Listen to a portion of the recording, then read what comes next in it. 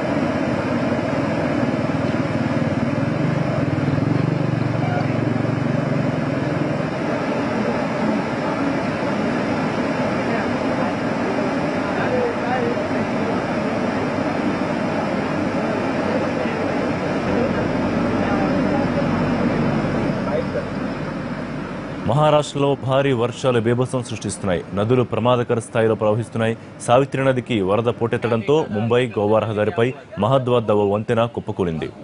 దీంతో 2 బస్సులు 2 కార్లు కొట్టుకుపోయాయి. गोवा तरफ से उधर पुल टूटा हुआ था तो उसमें गाड़ी गिर जा रही थी। गाड़ी गिरे 3 गाड़ी को मैंने देखा और मेरे समझ में नहीं आया पहले कि ये पुल टूटा है या गाड़ी उधर ब्रेक लेके खड़ी है। तो तीसरी गाड़ी में देखा तो ये पता चला कि मुझे पुल टूट गया है, गाड़ी सब उसमें जा रही है। तो फिर मैं 100 नंबर पे कॉल किया, उस पे नहीं लगा। फिर अपने मैनेजर को फोन लगाया, फिर उन लोगों को बोला कि ऐसा ऐसा हुआ है, पुलिस में खबर करो। तो पुलिस में खबर किए, मैं आके इधर रोड जाम किया। रोड बस को नहीं देखा, केवल वो आगे से लाइट दिख रहा था, बस गाड़ी क्लियर नहीं हो रहा था कौन सी गाड़ी है। इतना क्लियर हो रहा था कि 4 व्हीलर है। आपका नाम बताइए। मेरा नाम बसंत कुमार है, शिव कृपा मोटर्स में काम करता हूँ।